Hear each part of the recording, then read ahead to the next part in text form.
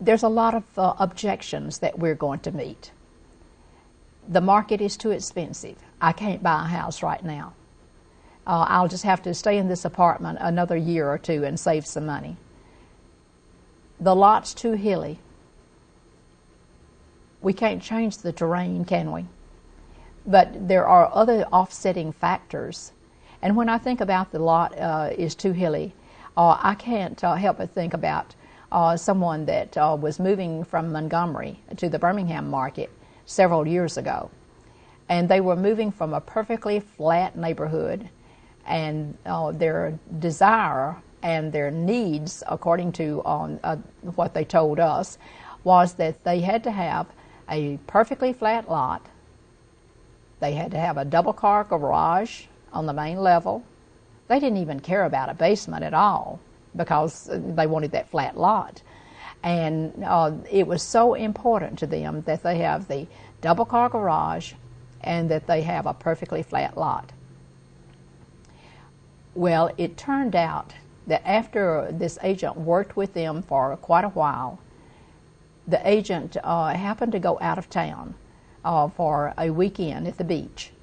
When she came back in, she found a house that she thought that might be good for them, and she called and said, Susie, just wanted to let you know I found another house that I think that you and Jim would like, so when can you come back to Birmingham and look? Susie said, oh, I'm so sorry, Jan. I bought a house just yesterday. We went to Birmingham while you were out of town, and we went into an open house, and we bought a house.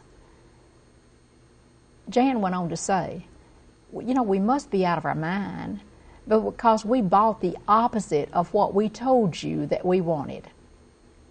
And here's the agent who is just beside herself because she's worked with them so long, and she had thought that they were on the same wavelengths with her, that they were going to buy a house from her, and it ended up that they bought a house from someone else, and she was not included.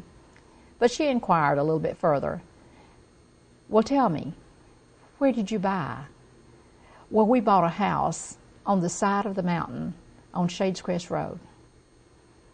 And it turned out that they had bought a house that was on such a steep, hilly lot that there could not be a driveway going down to a basement garage. So it did have a basement, but there was no garage in the basement. It only had 2 parking pads that had been paved in the front yard. And why they went into that house, the buyers said they had no idea. They just thought that they saw it was open and they thought they would pop in, not having any dream that they would be interested in the house. But the buyers said, when we walked in the front door and we looked across the back of the house, which was solid glass, and we could see this fabulous view of the valley and some buildings down below, then we fell in love with the view. We bought the view, and they just threw the house in. People will buy the opposite of what they say they'll buy a lot of times. And this is one reason that we have to not only listen to what they're telling us, we have to watch their reactions. We have to actually, in our own way of discover what's really important to them. And that view was very important to them, although they hadn't told us that they would like to have a view. And did we look for a perfectly level lot, 2-car attached garage in that particular neighborhood where they'd have a view? It just doesn't go together, does it? So think about you cannot depend solely on what they tell you. The yard is too large. Well, maybe you have some solutions for that. Maybe you could show them how they could landscape the yard in a different way. Show them pictures. Show them different articles on landscaping that requires very little bit of yard upkeep because of having natural areas and taking away this large yard with a lot of grass that would need to be cut. They could put in those natural areas. But you will be able to work around and show them how you can overcome those objections. There's many other objections that we think about too. It's all a part of the elimination process. And some of the objections that they are voicing are really buying signals to you. So we have to really separate those and know what really is a buying signal and what is truly an objection that you cannot overcome. Show them what is available.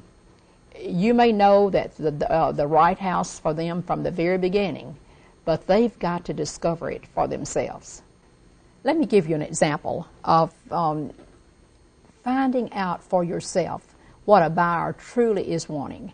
And after looking at their body language and really thinking about what they have told you, but watching their reaction, and hearing their inflection when they're talking with their voice.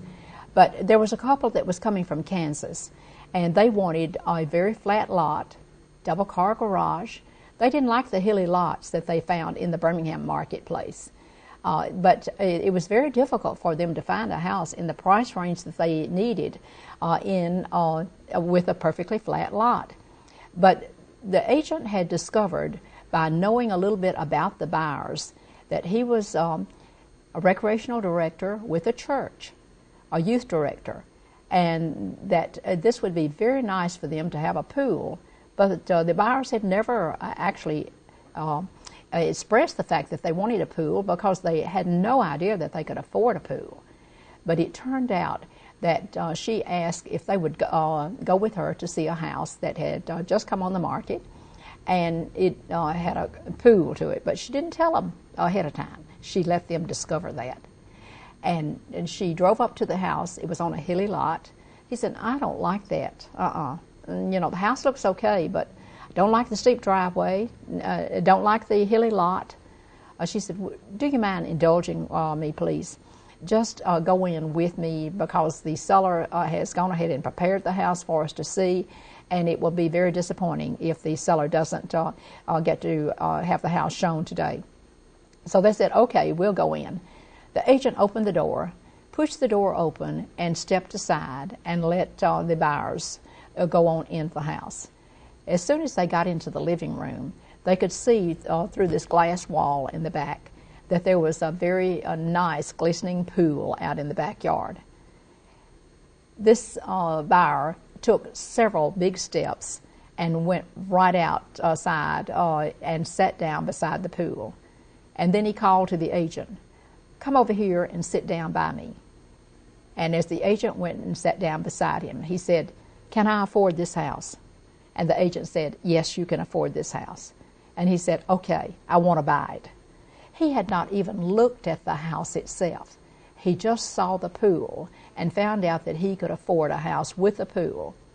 And it ended up that then he had such a good attitude toward the house itself because of the fact that the pool was there. And he knew he was going to be getting that extra that he had no idea that he could afford to buy. When he went through the house, he liked everything because it was just that he liked having a house with a pool. Something that the agent had to discover, not anything that he ever voiced at all. So this is something that we have to think about. We will be able to read the people and to know what they're looking for. Now there's some that's going to have to get past the buyer's shock. If they're coming from a less expensive market, you might start off by just saying, "You're going to be very disappointed today when we first go out to see houses, because our market is more expensive than what you're accustomed to in the city that you're coming from." If they haven't looked at houses in a long time, even though they live in your same area, this is something that you need to talk to them ahead of time and give them maybe an idea of what their house would bring, so that they won't be so totally shocked when they go to see some other houses. Desiring more houses than they can afford, because maybe their neighbors, their friends have bought a large house. So how are we going to get past that shock for them too? This is something that we will have to design a plan for working to show them maybe a very nice smaller house in the neighborhood where their friends have moved. There are ways of overcoming. Let's think about, in review, just some essential steps of working with the buyers. A buyer's counseling session is an absolute must. It's a time to build trust and to build rapport. And then we are going to give the buyers our buyer's presentation, and we begin an educational process of how we will work. Stress team effort and how important it is for us to be able to work with them together as a team. And we're asking for their cooperation while we're stressing the point that we're going to be working hard for them. And always stress the fact that we're going to be working for them to make sure that we find their right house in the shortest length of time and the best terms and the best price when we are a buyer's agent. We're going to ask many qualifying questions because we've got to discover their motivation. Ask from the very beginning, will there be others that will help make the decision? And discuss the time frame of when they must have a house. Is it going to be 2 months or 1 year? How would you treat them differently? Think about the fact that you're going to put an urgency on those that have to have a house within the next 30 days or within the next 60 days. But you're going to have a little bit more time in which to market yourself to these buyers that are not looking to buy a house for the next year. But we would still send them updates periodically. Tell them how often that we're going to be sending them updates on new properties that are on the market. And you will be able to adhere then to the schedule that you have told them. Consistency in all of our business is so important. Helping the buyers to decide the criteria for the size of the house, the number of rooms. Remember always to ask why when they tell you that they need a certain number of rooms.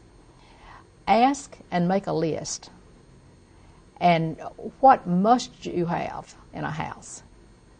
And what would you like to have in a house? And as you're going through any property that you're showing them, well, this, I believe your list, Mr. and Mrs. Buyer, told me that you must have a large kitchen with a large eating area. This certainly fits that description, doesn't it? And then you said that in the master bath that you must have a separate tub and a separate shower. Well, that fits this description too, doesn't it? So you're feeding back information to them about what they must have. And then certainly when you find things that they would like to have, you're going to embellish that also. Keep good notes from comments at the showings. Talk to them about a process of elimination at the end of each day. Watch for the buying signals. They give you a lot of buying signals. Be ready to help them make the decision with all the knowledge that you can acquire about the property. Recognize time to close on decision. Start processing information for the offer. Update your CMA on the subject property. Check with the listing agent read the availability. Write offer and do the estimated closing cost. Get your signatures and your earnest money. Present offers to the listing agent or go with the listing agent to present to the sellers. I've enjoyed being with you today, and I just want to thank you for spending the last 3 hours with me. Building the rapport and trust with the buyers is essential and will buy real loyalty for you from the buyers. May you have many buyers who buy from you and that they become your client for life and a continuous source of referrals for you. Thank you again. I enjoyed being with you.